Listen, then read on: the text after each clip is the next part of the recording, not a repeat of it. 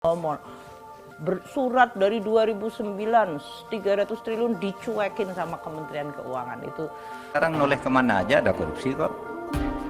Noleh nih ke hutan, ada korupsi di hutan. Noleh ke udara, ada pesawat udara korupsi di Garuda. Ada asuransi, wah ada asuransi. Koperasi korupsi. Semua ada korupsi. Nah ini sebenarnya mengapa kita dulu melakukan reformasi. Secara nasional, alhamdulillah, kalau dibandingkan tahun yang lalu, pada tanggal yang sama, dulu 5,4 juta yang menyampaikan SPT pada hari yang sama, bulan yang sama. Lain tahun ini sudah 6,6, artinya ada kenaikan. Surat dari 2009 300 triliun dicuekin sama Kementerian Keuangan itu judul-judul yang luar biasa sekali. Jadi kita harus memperbaiki, menenangkan anak buah kita, menenangkan masyarakat, terus diguyur dengan informasi yang tidak sama sekali menggambarkan apa yang menjadi perhatian publik.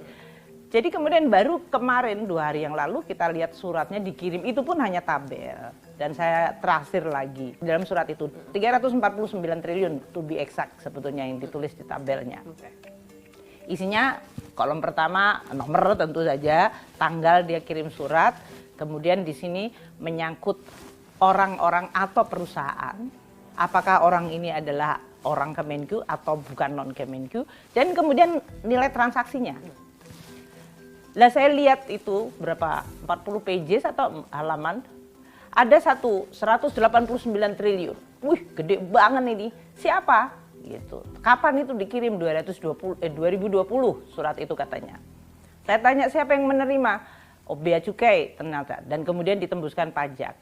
Siapa yang terlibat di dalam 189 triliun yang ditulis? Ini cuma satu barisan itu. Detailnya ini mengenai apa gitu. Di situ ada 15 nama, ya, 15 nama. Itu nama perusahaan. Not even satu pun orang Kemenku. Tapi jumlah transaksinya 189 triliun. Dan itu termasuk yang 349. Jadi orang menganggap oh 189 itu diambil sama Kemenku semua. Ya enggak, itu perusahaan ekspor import yang mereka melakukan transaksi ekspor import yang mungkin oleh PPATK ditengerai bahwa modus dari transaksinya itu ada pencucian uang, TPPU. Dan karena dia bergerak di ekspor import, maka PPATK menginformasikan kepada bea cukai dan pajak. Tolong dilihat 15 nama dan perusahaan ini yang melakukan transaksi 189. Nah kalau 189, katakanlah aku nggak tahu karena ini saya sekarang sedang lihat perusahaannya itu apa, bagaimana mereka beroperasi. Surat itu 2020, pas di tengah-tengah COVID. Jadi itu bulan Mei saya lihat kemarin ya. Jadi kalau di bulan Mei sampai sekarang, Bea Cukai sudah memeriksa, mereka mengatakan tidak ditemukan dari sisi kepabeanan. Jadi sekarang dari pajak kita akan lihat. Ini 189 itu makhluk apa? Ini angka apa ini? Makhluk astral gitu. apa ini?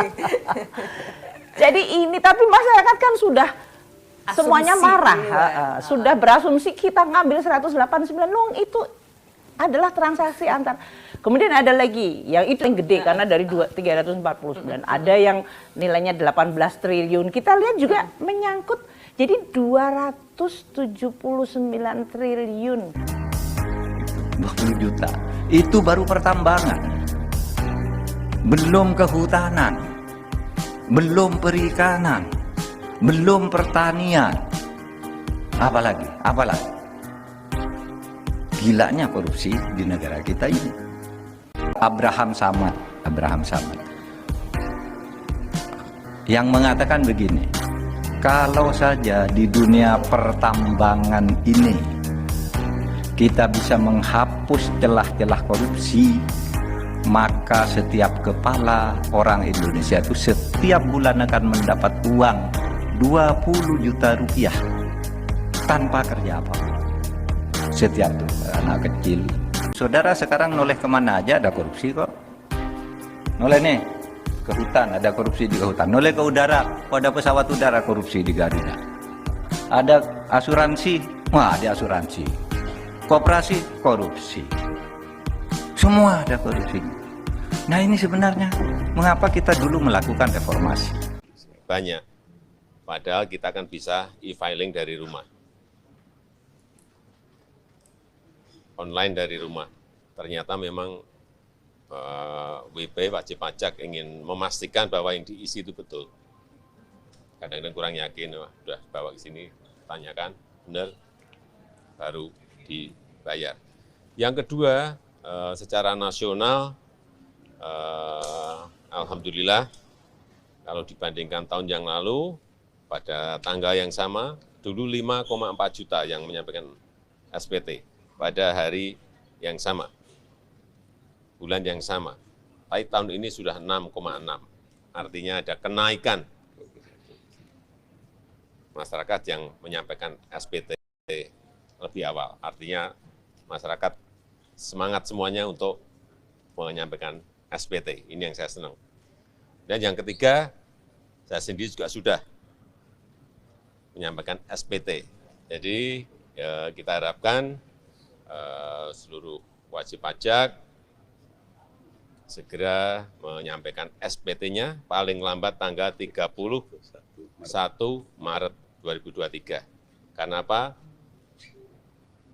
Penerimaan negara dari pajak kita harapkan bisa nanti kita pakai untuk subsidi BBM, subsidi listrik, subsidi pupuk, untuk dana desa, untuk bantuan sosial, untuk membangun jalan, untuk membangun pelabuhan, untuk memperbaiki jalan, itu semuanya dari penerimaan pajak yang kita dapatkan.